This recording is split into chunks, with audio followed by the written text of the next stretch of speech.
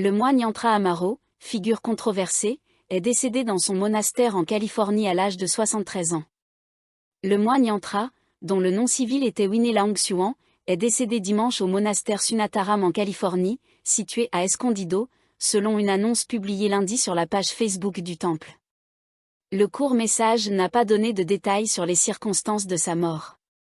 Il indiquait simplement « Nous offrons nos condoléances au vénérable père qui a atteint le nirvana ».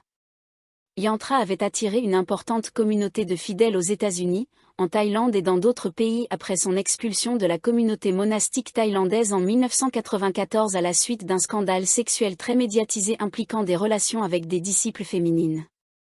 Il s'était réfugié en Californie, où il avait fondé un nouveau monastère à Escondido, et y était resté jusqu'à l'expiration du délai de prescription dans les affaires pénales en Thaïlande en 2014. Après son expulsion, Yantra avait continué à porter des robes similaires à celles des moines ordonnés. L'ancien moine retournait fréquemment en Thaïlande pour des visites discrètes auprès de ses fidèles après 2014. Sa dernière visite remonte au mois dernier, il a été aperçu à l'aéroport de Suvarnabhumi le 6 février. Ses dévots ont envoyé des messages de condoléances sur la plateforme de médias sociaux du monastère, souhaitant qu'il repose en paix et atteigne le nirvana. Yantra est né dans le district de Pakpanan, dans la province de Nakhon Si Thammarat. Sa famille à Pakpanan organise le rapatriement de son corps pour une cérémonie religieuse dans son district natal, selon Terrat Online. Le président du Parlement, Wan Muhammad Noor Matha, pourrait rejeter une motion de censure contre la première ministre Paetongtarn Shinawatra si l'opposition refuse de retirer toute mention de Thaksin Shinawatra. Le président du Parlement, Wan Muhammad Noor Matha, a indiqué qu'il n'inclurait pas une motion de censure contre la première ministre Paetongtarn Shinawatra à l'ordre du jour du Parlement si l'opposition refuse de supprimer toute mention de l'ancien Premier ministre Thaksin Shinawatra dans la motion. La motion avait été précédemment soumise à M. Wan, qui, après l'avoir examinée, a informé le chef de l'opposition, Natapon Ruangpaniawut, que toute référence à Thaksin devait être retirée. M. Wan a soutenu que mentionner directement Thaksin, une personne extérieure au débat, violerait le règlement parlementaire numéro 176. Dimanche, M. Wan a réitéré que le règlement interdit toute référence inutile à une personne extérieure. Une simple mention est déjà interdite. Mais l'opposition va jusqu'à inclure le nom de Thaksin dans la motion. Cela provoquerait des troubles et des protestations au Parlement, a-t-il déclaré. En tant que président du Parlement, je serai tenu responsable si j'autorise une motion incluant le nom d'une personne extérieure. Le président du Parlement pourrait devenir le défendeur si une plainte pour diffamation est déposée par une personne extérieure, a-t-il ajouté. M. Wan avait précédemment averti qu'une motion non modifiée pourrait exposer les parlementaires à des poursuites pour diffamation de la part de la personne mentionnée. Il a fait valoir qu'il serait injuste qu'une personne extérieure, absente lors du débat parlementaire, ne puisse pas se défendre. M. Wan a également déclaré hier que le président du Parlement a le pouvoir de décider si une motion sera inscrite à l'ordre du jour. Il a ajouté qu'il avait consulté une équipe juridique, qui a confirmé que toute référence à une personne extérieure pourrait poser problème. Si l'opposition refuse de réviser la motion en supprimant le nom d'une personne extérieure, je devrai exercer mon autorité, a déclaré M. Wan. Auparavant, Pariwa Charazindu, député de la liste et porte-parole du Parti du Peuple, opposition, s'était opposé à la suppression du nom de Thaksin du débat. Il a affirmé que ni la Constitution ni les règles parlementaires n'accordent au président de la Chambre le pouvoir de déterminer le contenu d'une motion de censure. De plus, il a soutenu que le règlement numéro 176 n'exige pas de modification d'une motion, sauf si le processus de dépôt était défectueux. M. Pari a ajouté que la motion ne pouvait plus être modifiée, car elle avait été soumise il y a plus de 7 jours, la période maximale autorisée pour une révision. Le président de la Chambre n'a pas le pouvoir d'imposer une révision dans ce cas, a-t-il affirmé.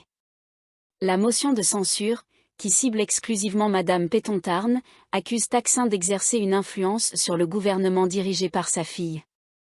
Le débat de censure, que le gouvernement souhaite limiter à une seule journée, contrairement à la demande de l'opposition pour une discussion de 5 jours, devrait avoir lieu à la fin du mois. M. Pari a rappelé que Thaksin lui-même a ouvertement admis avoir interféré dans les affaires du gouvernement. Pendant ce temps, l'activiste politique Ruankre Lekitwatana a déclaré avoir demandé à la Commission nationale anticorruption d'enquêter sur M. Wane pour une possible violation du code éthique des titulaires de charges politiques. M. Ruankre a accusé M. Wane d'avoir agi d'une manière susceptible de favoriser la Première ministre en tentant de refuser l'inscription de la motion de censure à l'ordre du jour. Madame Pétontarn a rejeté hier les affirmations selon lesquelles des pressions seraient exercées pour retirer le nom de son père. Un réseau de lutte contre les violences basées sur le genre tire la sonnette d'alarme sur les cas de violences domestiques dans le pays et demande des réformes législatives. Un réseau œuvrant pour la réduction des violences basées sur le genre, VBG, tire la sonnette d'alarme face au nombre croissant de cas de violences domestiques dans le pays et appelle le gouvernement à mettre en place des réformes légales pour combattre ce problème.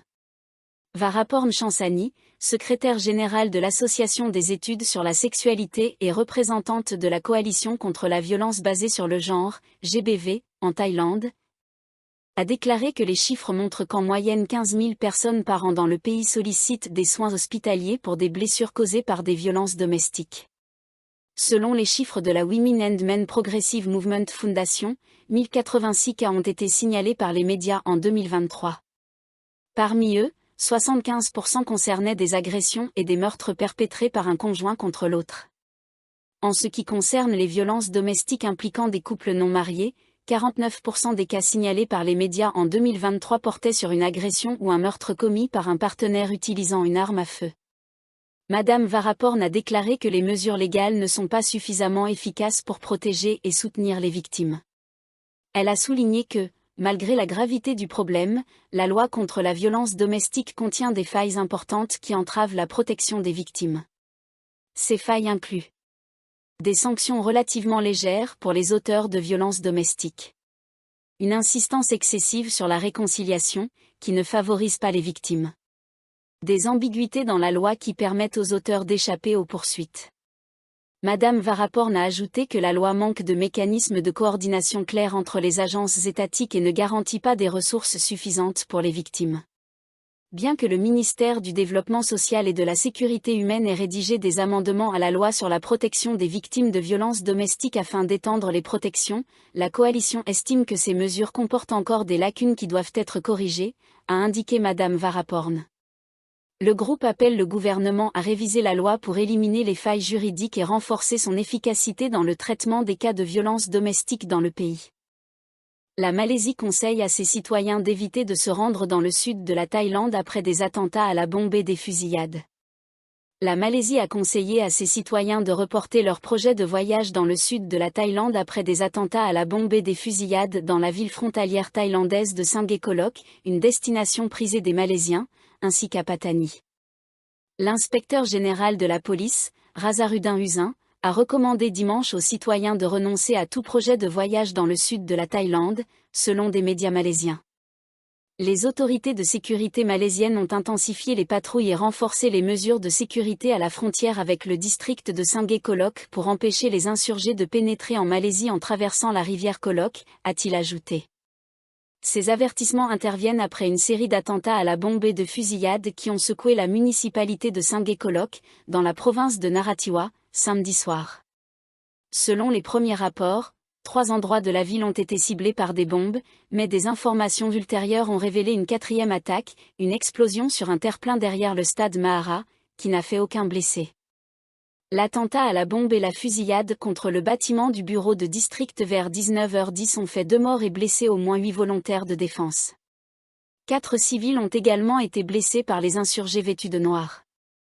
Un responsable de la sécurité a déclaré que le bâtiment du bureau de district et l'auditorium voisin avaient été sérieusement endommagés par les explosions. Les incendies provoqués par les déflagrations ont également endommagé plusieurs voitures et motos garées dans l'enceinte du bâtiment, a-t-il ajouté. D'autres explosions ont été signalées dans les districts de Sangepadi et de Waeng à Narathiwat, ainsi que dans le district de Seburi à Patani.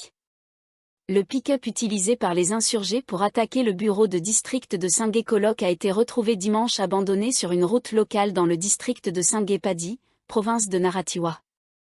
Photo, Abdullah Ben Jaka. Le pick-up Isuzu qui transportait les assaillants du bureau de district, tous vêtus de vêtements islamiques noirs de type dawa, a été retrouvé abandonné sur une route de terre dans une plantation de palmiers à huile, dans le district de Singepadi. Le chef du village de Ban Kuwa l'a repéré et a alerté les autorités de sécurité.